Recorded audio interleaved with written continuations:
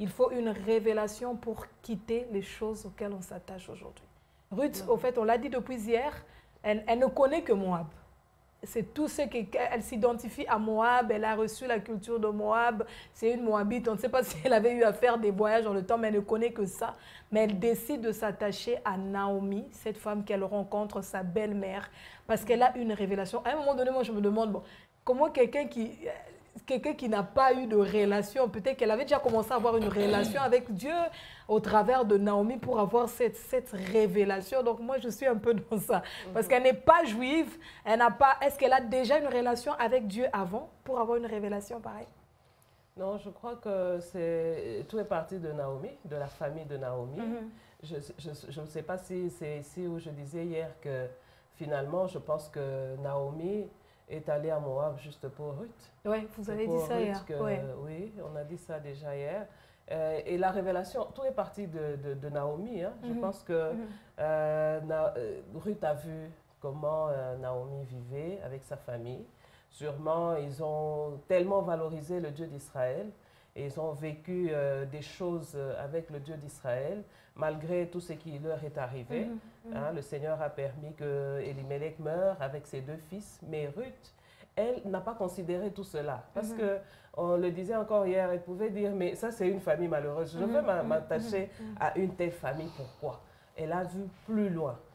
Et elle s'est attachée à ce Dieu-là que Naomi lui a présenté. Hein, Naomi lui a sûrement communiqué des valeurs et elle s'est accrochée.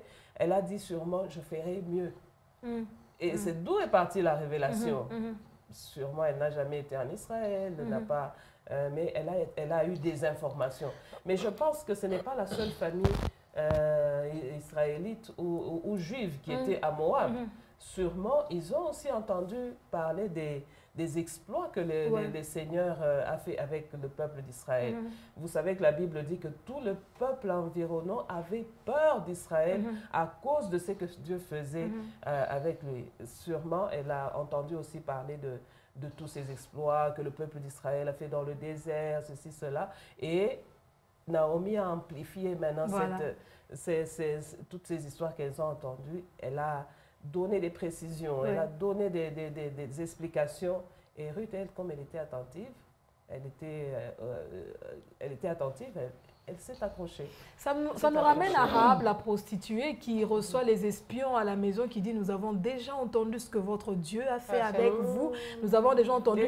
Les gens entendent de loin. Et puis finalement, quand ils ont quelqu'un maintenant pour faire rendre cette histoire plus réelle, parce que quand vous avez quelqu'un qui a vraiment vécu la chose, qui vient vous expliquer, et dit, nous savons déjà que Dieu va livrer Jéricho entre vous-même. Et s'il vous plaît, souvenez-vous de moi. Et finalement, Ruth dit, ton Dieu sera mon Dieu. C'est ce Dieu-là que je veux maintenant. Là. Je ne veux plus. C'est ce Dieu-là que tu sers, que tu connais, que je veux. Elle a été attentive par rapport à sa belle-sœur ou sa coépouse Orpa. Elle a été attentive. Moi, j'aimerais un peu plus revenir sur croître dans la grâce. Pendant que je suivais le message, je me dis, mais qui est en train de croître dans la grâce? Là, c'est Naomi ou bien c'est Ruth qui est en train de croître dans la grâce? Je pense que ce sont les deux. Du côté de Naomi, elle est en train de croître dans cette grâce-là que le Seigneur lui a fait de communiquer. De communiquer. Vous avez la grâce de communiquer pour ramener les autres au Seigneur. Il faut croître dans cette grâce-là et continuer à communiquer. Ruth, elle croît dans la grâce parce qu'elle, pas de verbe croire, mais de verbe croître. Oui. Elle croit dans la grâce par le simple fait qu'elle a saisi. Elle a saisi ce que Naomi lui a communiqué comme grâce de connaître davantage le Seigneur. Elle a saisi et elle a cru encore plus parce qu'elle a saisi, elle s'est attachée malgré contre tout. Elle allait vers l'inconnu. Est-ce qu'elle avait calculé? Pour elle, c'était Dieu ou rien. Dieu ou rien. Et j'aime beaucoup ce que vous dites, croître dans la grâce. Ça me ramène à une prédication que j'ai suivie aussi de Ruth et de Naomi. Le prédicateur disait qu'il faudra comprendre la saison dans laquelle vous vous trouvez et le rôle que vous devez jouer. Parce qu'en ce moment-là, Naomi lui dit, écoute, je peux plus donner d'enfant. Je ne suis plus une mère, au fait, par rapport à ma conclusion. Je ne peux plus être une épouse, je ne peux plus avoir un autre mari. Mais là, elle entre dans la dimension de mentorship. Parce que c'est elle, finalement, qui coach Ruth.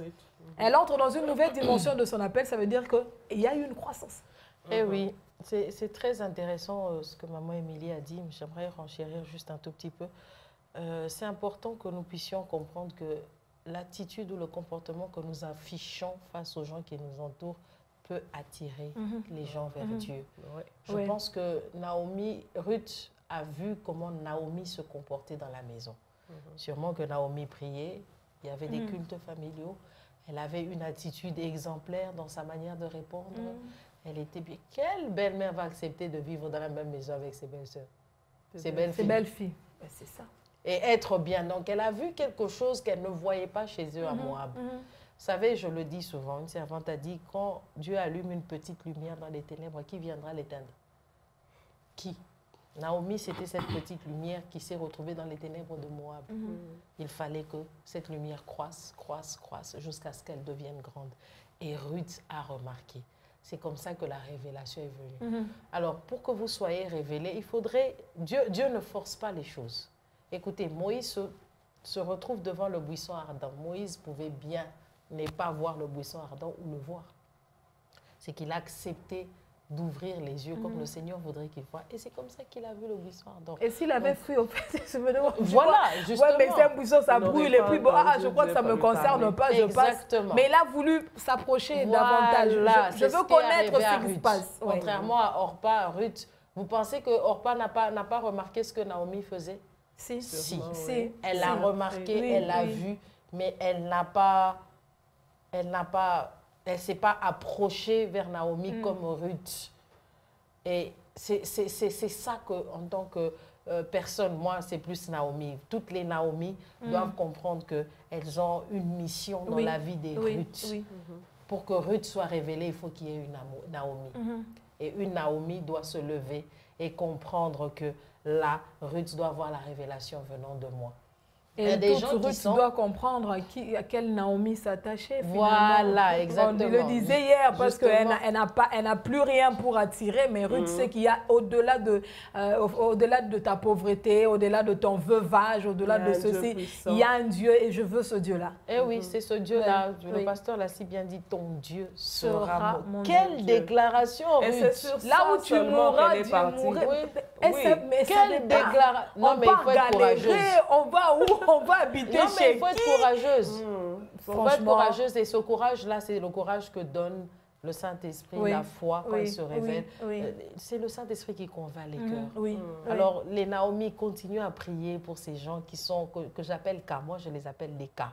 Qui ne vous écoutent pas, qui font des choses qui ne glorifient pas le Seigneur.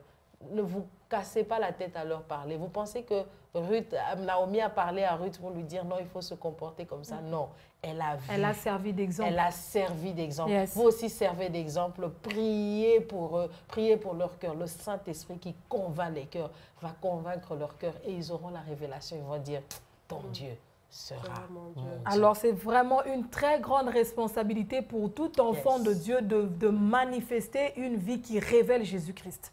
Je crois que c'est ça. Entend vos voisins. Peut-être il y a des personnes qui ne viendront pas parce que vous avez frappé la porte pour leur dire demain c'est dimanche, je vous invite à l'église. Mais il y a des personnes qui, par votre manière de se comporter, peuvent venir. Maman, s'il vous plaît, je veux savoir vous priez dans quelle église. Je veux que votre église devienne mon église, que votre Dieu devienne mon Dieu. Et nous devons être ces Bibles ouvertes parce qu'ils n'ont pas le temps de lire la Bible, mais ils peuvent la lire au travers de nous. Et vraiment, c'est une responsabilité pour chaque enfant de Dieu. Gloire à Dieu pour ce pain qui continue donc à nous bénir. Nous prenons à présent le rafraîchissement, le chant nouveau.